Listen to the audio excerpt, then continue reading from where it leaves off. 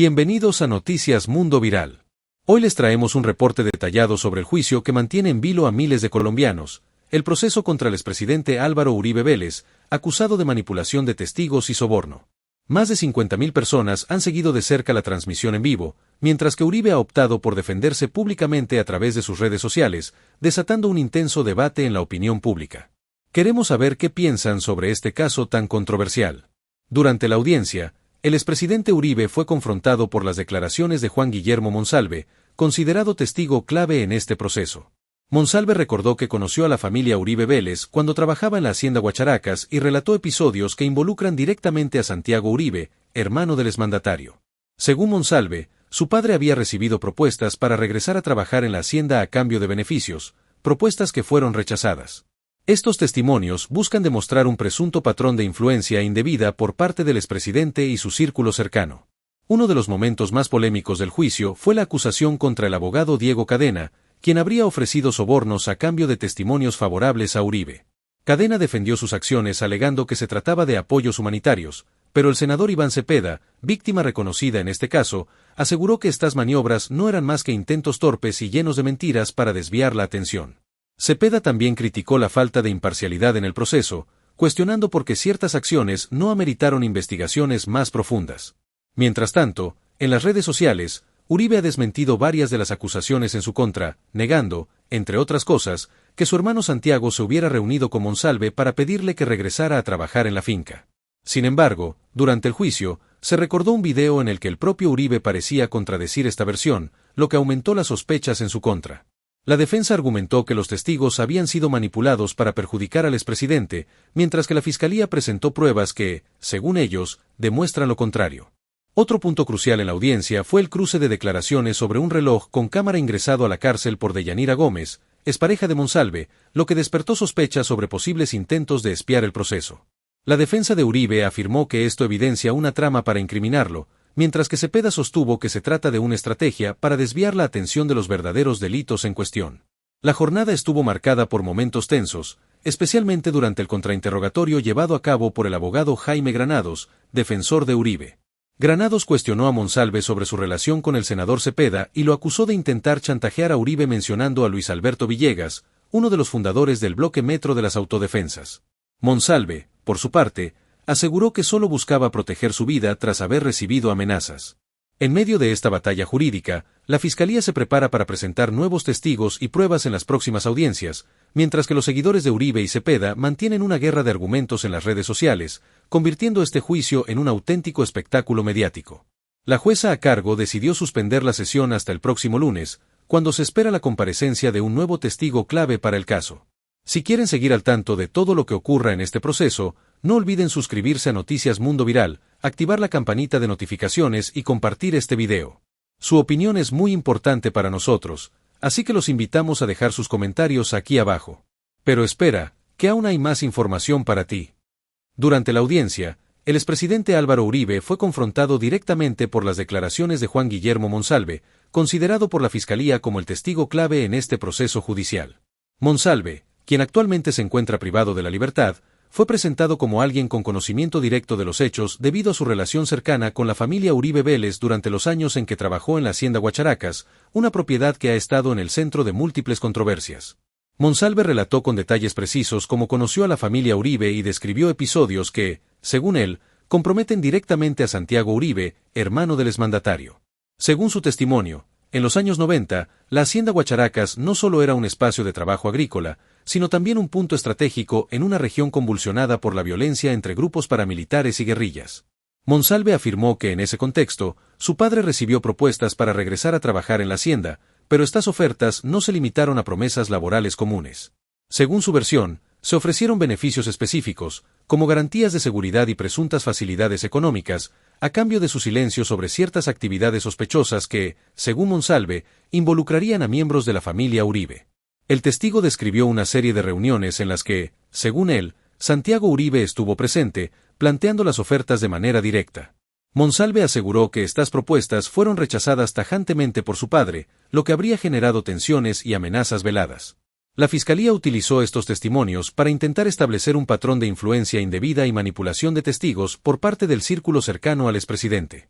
Además, Durante la audiencia, se presentaron registros de llamadas y fragmentos de conversaciones que, según los fiscales, apoyarían las afirmaciones de Monsalve.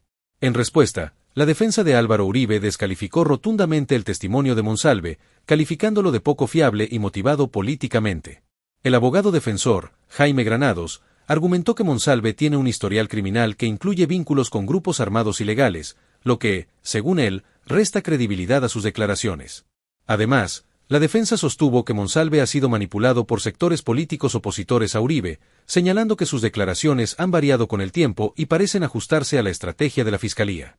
Granados presentó documentos y testimonios de otros extrabajadores de la Hacienda que, según él, contradicen la versión de Monsalve, describiendo a Santiago Uribe como un administrador estricto pero ajeno a actividades ilícitas. Mientras tanto, los fiscales insistieron en que la declaración de Monsalve no es un hecho aislado, sino parte de un conjunto de pruebas que buscan demostrar un esquema sistemático de presión y manipulación para ocultar la verdad. Se mencionaron otras declaraciones de exparamilitares y campesinos de la región que describieron prácticas similares y que, según la Fiscalía, apuntan a un intento de silenciar a quienes pudieran comprometer a la familia Uribe. Además, se citó un informe de inteligencia que señala a la Hacienda Guacharacas como un punto de operaciones para grupos de autodefensa en la época. La tensión en la sala era palpable mientras Monsalve continuaba su testimonio, detallando episodios sobre la presunta relación de los Uribe con grupos paramilitares y describiendo amenazas recibidas durante su reclusión. El juez permitió preguntas cruzadas de la defensa, que buscó evidenciar contradicciones en el relato de Monsalve, cuestionando detalles sobre fechas y nombres mencionados. Sin embargo, el testigo se mantuvo firme en sus afirmaciones, afirmando que hablaba con la esperanza de que la verdad saliera a la luz. El impacto de estas declaraciones trascendió rápidamente las paredes de la sala de audiencias, generando un intenso debate en la opinión pública y los medios de comunicación. Los seguidores de Uribe denunciaron un montaje judicial, mientras que sus opositores exigieron celeridad y transparencia en el proceso, destacando la valentía de Monsalve al declarar pese a los riesgos. Organizaciones de derechos humanos también se pronunciaron, pidiendo garantías para los testigos en un caso de tan alta sensibilidad política. En este contexto, las próximas audiencias se perfilan como determinantes para el futuro judicial de Álvaro Uribe, mientras la Fiscalía insiste en que existen suficientes elementos para sostener las acusaciones y la defensa se prepara para desmantelar, punto por punto, los testimonios presentados. La expectativa por el desenlace del juicio mantiene en vilo a Colombia, polarizando aún más a un país acostumbrado a las controversias políticas. La controversia se intensificó significativamente cuando, durante el juicio, la Fiscalía sorprendió a todos presentando un video que puso en aprietos al expresidente Álvaro Uribe. El material audiovisual, que correspondía a una entrevista realizada años atrás, mostraba a Uribe respondiendo a preguntas sobre los vínculos de su hermano Santiago con algunos testigos clave, entre ellos Juan Guillermo Monsalve. Lo que inicialmente parecía una defensa rutinaria de su familia se convirtió en una prueba potencialmente comprometedora cuando Uribe, de manera indirecta pero clara, dejó entrever la posibilidad de acercamientos entre su hermano y Monsalve. En el video, Uribe menciona que mi hermano ha hablado con muchas personas para aclarar la verdad, una frase que, a simple vista, podría parecer inofensiva. Sin embargo, los fiscales argumentaron que esta declaración contradice directamente las afirmaciones recientes del expresidente en redes sociales, donde había negado rotundamente cualquier contacto entre Santiago Uribe y el testigo. La Fiscalía aprovechó esta aparente contradicción para sembrar dudas sobre la credibilidad del exmandatario, sugiriendo que había intentado desinformar a la opinión pública con el propósito de desvirtuar el caso en su contra. Además, el video mostraba un fragmento donde Uribe, visiblemente incómodo, evitaba responder de manera directa a preguntas sobre las razones específicas por las cuales su hermano habría buscado a Monsalve. Los fiscales destacaron que los gestos y pausas en las respuestas del expresidente revelaban un intento deliberado de evadir el tema. Según el análisis presentado en la audiencia, la expresión corporal de Uribe en el video podría interpretarse como un indicio de que tenía conocimiento previo de los acercamientos, lo que contradecía su postura de desconocimiento absoluto. Expertos en lenguaje corporal y comunicación fueron citados por la Fiscalía para reforzar esta interpretación, alegando que la postura defensiva de Uribe y su tendencia a desviar las preguntas eran señales de ocultamiento. El impacto del video fue inmediato. Apenas unos minutos después de ser mostrado en la audiencia, fragmentos y análisis comenzaron a circular en redes sociales y medios de comunicación. La etiqueta #video de Uribe se convirtió en tendencia en Twitter, con miles de usuarios comentando y compartiendo opiniones divididas. Los seguidores del expresidente calificaron la presentación del video como un acto de guerra jurídica y manipulación mediática, mientras que sus detractores utilizaron el material para reforzar la narrativa de que Uribe había intentado desinformar a la ciudadanía. Las principales cadenas de noticias abrieron espacios de análisis en vivo, invitando a juristas, periodistas y analistas políticos a debatir el significado y las posibles consecuencias legales del video. El equipo de defensa de Álvaro Uribe reaccionó con rapidez. Jaime Granados, abogado del expresidente, convocó a una rueda de prensa apenas unas horas después de la audiencia, en la que descalificó el video presentado por la Fiscalía, alegando que se trataba de un fragmento sacado de contexto y editado con la intención de confundir tanto al juez como a la opinión pública. Granados argumentó que la declaración de Uribe en el video había sido tergiversada y que, en su totalidad, la entrevista demostraba la intención del expresidente de aclarar los hechos y no de ocultarlos. Además, anunció la presentación de nuevas pruebas y testigos para las próximas audiencias con el objetivo de desmontar lo que calificó como un montaje judicial. Sin embargo, los esfuerzos de la defensa no lograron frenar la avalancha de especulaciones. En los días siguientes, surgieron análisis detallados del video por parte de expertos independientes que, en su mayoría, coincidieron en que el fragmento parecía contradecir las recientes declaraciones de Uribe en redes sociales. Algunos incluso señalaron que la publicación del video podría abrir la puerta a nuevas investigaciones sobre posibles actos de obstrucción a la justicia. La Procuraduría anunció que evaluaría la situación para determinar si el expresidente había incurrido en algún tipo de conducta indebida al negar públicamente hechos que, según el video, parecían tener algún grado de veracidad. La controversia llegó también al Congreso, donde varios senadores de la oposición exigieron explicaciones públicas y solicitaron una sesión especial para discutir el impacto del video en el proceso judicial contra Uribe. Algunos congresistas cercanos al expresidente intentaron minimizar la relevancia del material, argumentando que se trataba de una maniobra más dentro de la campaña para desprestigiar a Uribe. No obstante, la presión mediática y política aumentó con cada nueva interpretación del video, haciendo que incluso algunos sectores tradicionalmente aliados de Uribe comenzaran a mostrar signos de preocupación. Mientras tanto, en las redes sociales, el debate continuó con fuerza. Memes, videos editados y largas discusiones en foros políticos reflejaban la polarización que el caso había generado en Colombia. Los analistas advertían que el impacto de este episodio iba más allá del ámbito judicial, afectando también la percepción pública sobre la transparencia de las instituciones y la capacidad del sistema judicial para actuar sin presiones políticas. Algunos comentaristas destacaron que la publicación de este tipo de videos durante el juicio podría interpretarse como un intento de inclinar la opinión pública y presionar al juez, lo que abría un nuevo frente de discusión sobre la imparcialidad del proceso. En medio de este torbellino mediático y judicial, la figura de Álvaro Uribe parecía cada vez más comprometida, con un sector de la ciudadanía exigiendo respuestas claras y otro defendiéndolo a capa y espada como víctima de una persecución política. La expectativa en torno a las próximas audiencias crecía, mientras la Fiscalía anunciaba que tenía más pruebas para presentar, dejando en el aire la pregunta sobre qué otros elementos podrían salir a la luz y cómo impactarían en el futuro judicial y político del expresidente. La presentación del video durante el juicio contra el expresidente Álvaro Uribe no solo intensificó la controversia en torno a su caso, sino que también dejó al descubierto aparentes contradicciones en sus declaraciones públicas, aumentando las dudas sobre su credibilidad. La reacción inmediata y polarizada, tanto en los medios de comunicación como en las redes sociales, refleja la profunda división que persiste en Colombia frente a la figura de Uribe. Mientras su defensa insiste en la manipulación y el contexto incompleto del video, la Fiscalía aprovecha cada detalle para reforzar la tesis de una posible influencia indebida. Este episodio, lejos de ser un punto final, parece ser apenas otro capítulo en un proceso judicial cargado de tensiones políticas y mediáticas, donde la búsqueda de la verdad se enfrenta a la percepción pública y a los intereses de poder. La expectativa en torno a las próximas audiencias es alta, y el desenlace de este caso podría tener repercusiones significativas tanto para el sistema judicial colombiano como para el legado político del expresidente. Me quedó en 14 años, como 2 meses. Dígale a la audiencia los sitios de reclusión en los que ha permanecido desde el 2 de noviembre de 2008. En Florencia, Caquetá, el Cunduy, Tránsito en la Modelo, en Cómbita y La Picota. Díganos, en Florencia, Caquetá, ¿en qué periodo estuvo? Estuve desde el 2 de noviembre como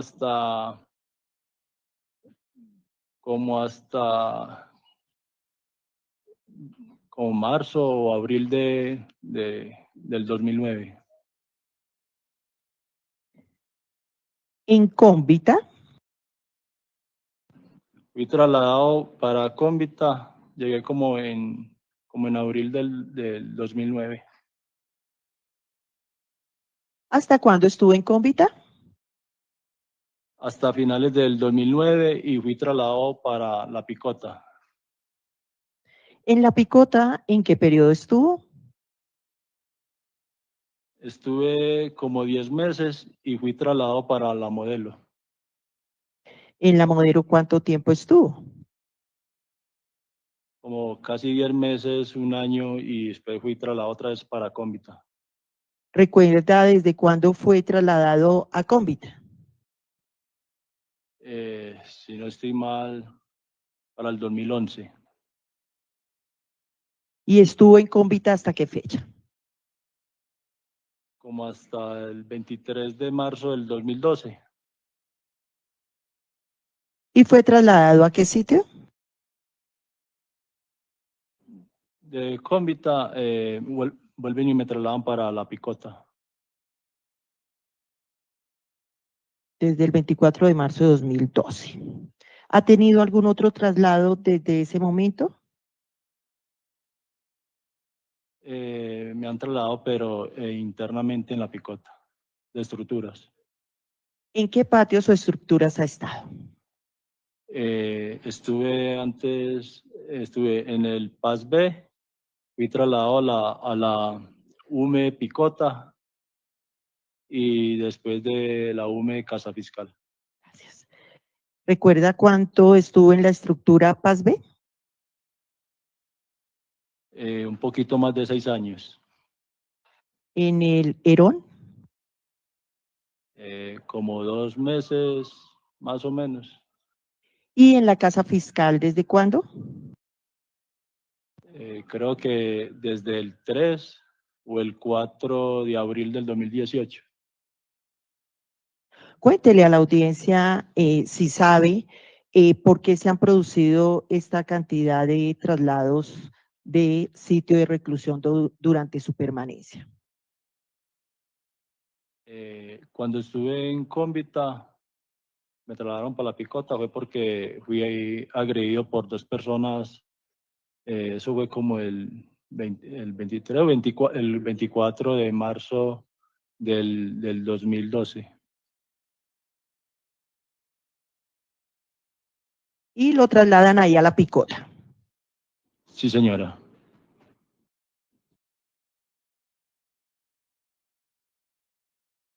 Cuéntele a la audiencia detalles de esa agresión que usted dice sufrió el 24 de marzo de 2012 al interior de la penitenciaría de Cómbita. Pues, a mí me sale una remisión para Bogotá los primeros días del mes de marzo. Y cuando estuve acá y llego a los 15 días, me llevaron ya a Cómbita después de la remisión y esa semana me tiraron dos internos. ¿Qué significa tirarle? Pues como se hablan en la cárcel, 2 muchachos con cuchillos, pues con los cuchillos que se hacen en las cárceles, me tiraron con los cuchillos. ¿Sabe la identidad de las personas que lo agredieron? No sé, no me acuerdo de los nombres, pero uno era como de apellido, nombre Mateus, algo así. ¿De la otra persona recuerda algo? No recuerdo el nombre de la otra persona, como Willington o algo así era que me parece. ¿Sabe el motivo por el cual se produjo esa agresión? Pues cuando me tiraron dijeron que por sapo.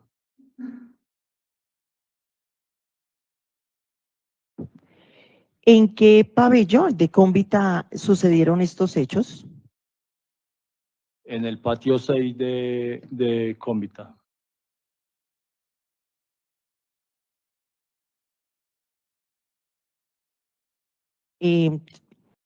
¿Supo algo más o o le señalaron algo más de la razón por la cual era agredido por ser sapo? ¿Supo algo adicional a eso? No, señora, pues inmediatamente, porque en el momento había un operativo en otro patio y cuando eso pasó, bueno, ya eso, a los 5 minutos llegaron pues, o no me acuerdo cuánto duró el problema.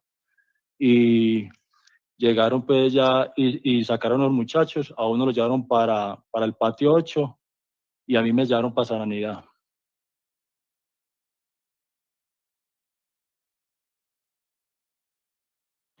Una vez producida esa agresión, ¿cuánto tiempo transcurrió para su traslado a la Picota de Bogotá? Yo estaba en Sanidad y llegó un teniente del INPE y me dice que también me va a llevar para el patio 8. Entonces yo le firmé un documento al teniente de que bajo mi responsabilidad yo entraba al patio. Y bueno, y me entraron al patio como a las 8 o 9 de la noche y a las 5 de la mañana más o menos me sacaron, ahí en el patio hay como una capillita y me sacaron para esa capilla y como a las 7 de la mañana me bajan al lugar donde estaba recluido Popeye, me dicen allá. Y para las 7:30, 8 llegaron de la 26, unos señores pues, de investigaciones de la 26 y como a las 2 de la tarde que tenía que firmar un documento para montarme pues para salir de traslado de allá. ¿Qué es la 26? Por favor, explíquele a la audiencia. Eso es como la Dirección General del INPE. ¿En qué ciudad queda ubicada? Creo que pues, acá en Bogotá.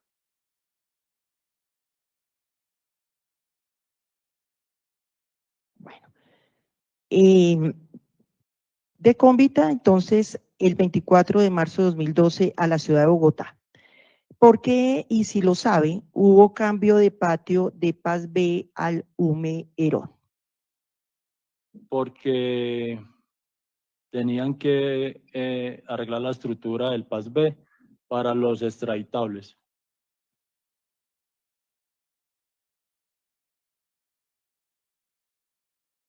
Y de El Herón a la Casa Fiscal. Fue por lo de preparar los alimentos, porque no me dejaron subir pues lo que era para preparar los alimentos a la UME. Dígale y explíquele a la audiencia qué quiere decir preparar los alimentos. Desde marzo más o menos del 2013 yo preparo yo mismo los alimentos o la visita me los entraba así para la semana preparados. ¿Por qué razón desde el 2013 usted prepara directamente sus alimentos? Porque en una de las celdas de donde preparaba yo los alimentos resultó un veneno. Entonces, de ahí para allá yo estoy preparando los alimentos. Explíquele a la audiencia en qué época sucedió ese hallazgo en la celda. Yo vi pues el operativo que entró y eso fue más o menos como al año de haberme movido de Cómbita, o sea que fue más o menos como para marzo o abril, tal vez. ¿De qué año, si lo recuerda, Juan Guillermo? Del 2013. Dice usted que no le dejaban preparar los alimentos, entonces explíquele a la audiencia qué peticiones realizó para poder preparar esos alimentos. Cuando estaba en la UME, se mandaron solicitudes. Es que primero llegó pues el comandante porque me subían del rancho los alimentos y venía el señor con la cámara cuando le dije yo que si me mostraba el video cómo prepararon, pues cómo empacaron la comida mía. Y él me dijo que tenía que mandar una solicitud para que me respondieran para poder yo pues para él mostrarme el video. Entonces yo ya no quise comer nada de esas comidas si fuera con cámaras. Señora juez, 9 de la mañana, si nos permite el receso de toma de medicamento, gracias. Perfecto, doctora, qué pena, no me había percatado. O sea, por favor, 5 minuticos. 9:03, 9:08, continuamos.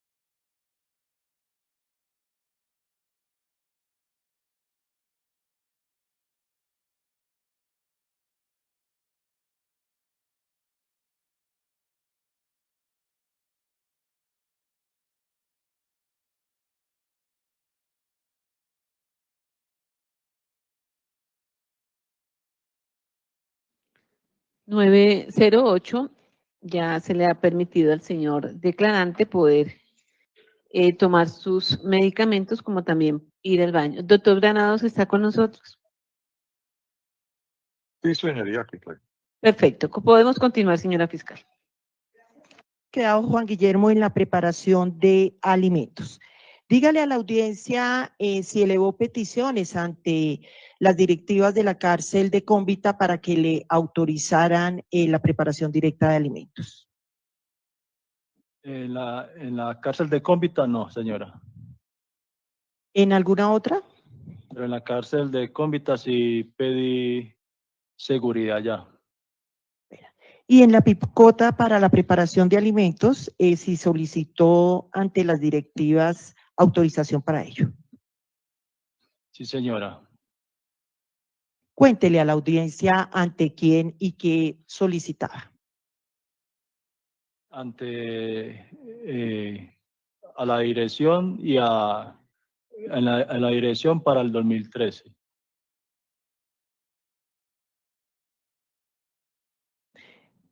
Dio respuesta que a las directivas de la penitenciaría de Cómbita elevó peticiones para su seguridad. Concrétele a esta audiencia qué peticiones hizo.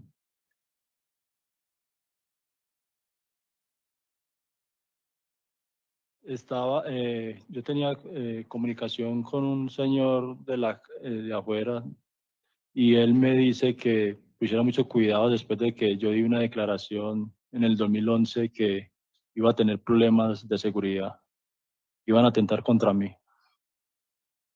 Dice usted que tenía contacto con una persona de afuera de dónde, Juan Guillermo. Con un muchacho Arboleda, era de una organización. ¿Qué era de qué? Perdón, que no le escuché. Pues trabajaba en el nordeste de Antioquia.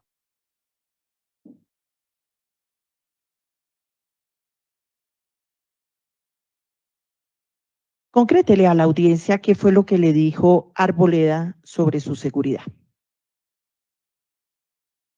Que pusiera mucho cuidado que iban a atentar contra mi vida. Y ante esa información, ¿qué hizo usted? Lo puse en conocimiento allá en la dirección de Cómbita. ¿Y qué resultados obtuvo de esa comunicación hecha a las directivas de la penitenciaría de Cómbita? No, pues no, como no sé a los cuántos meses, pero fue poquito, fue que tuve el problema ya cuando me agredieron. ¿Conoció usted de órdenes que haya hecho las directivas del INPE para traslados que no se hayan materializado? No le entiendo la pregunta. Si conoció que se haya dispuesto algún traslado a algún otro centro penitenciario que no se haya materializado. Que si me hayan querido trasladar en el 2017 me iban a trasladar para como en agosto o después de agosto del 2017 me iban a trasladar para Valledupar. ¿Cómo se enteró que lo iban a trasladar para Valledupar?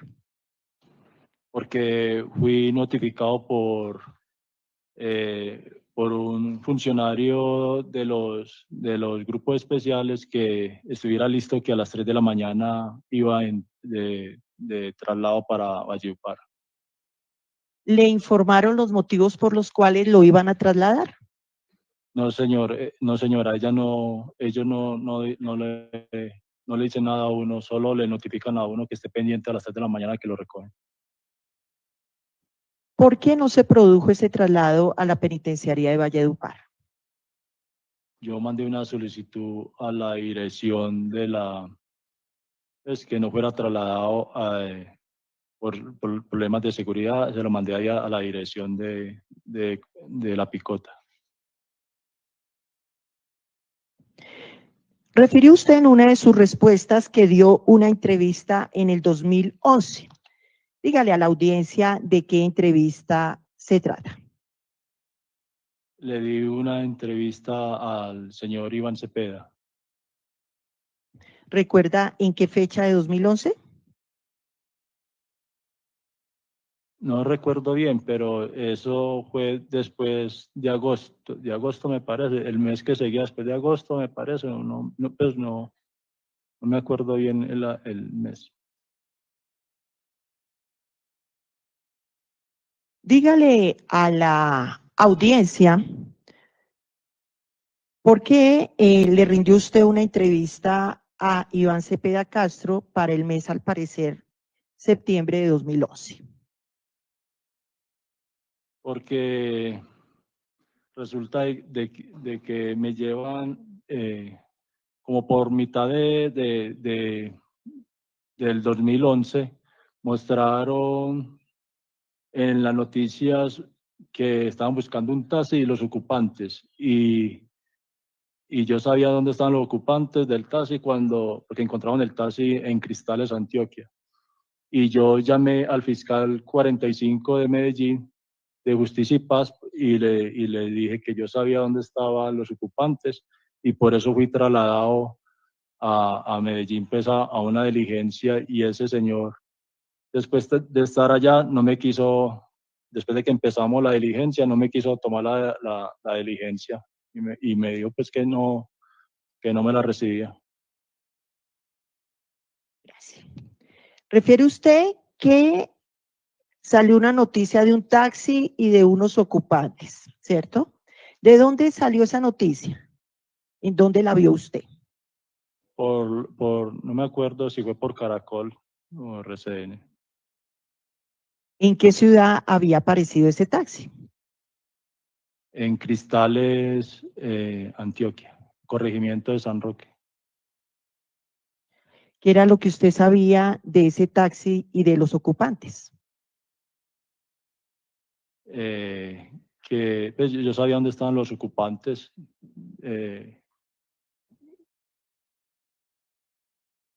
¿Por qué sabía? Su señoría, una moción de orden, a pesar de que usted le dio la instrucción al testigo de que cuando se le formulan las preguntas, las respuestas mirase a la cámara y hacia usted que preside este acto, he notado que constantemente el testigo está mirando hacia al frente a la señora fiscal y a quienes más están al frente, a su compañía, al abogado Miguel del Río, etcétera. Entonces, les ruego el favor, como moción de orden, que usted ya dio esa indicación, señala al testigo que cuando él vaya a contestar, se dirija a la Cámara y a usted que preside este acto y no a la fiscal.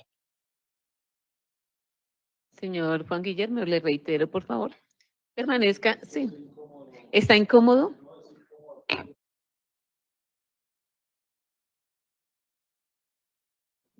Perdón, doctora, si se pudiera, para tranquilidad de la defensa.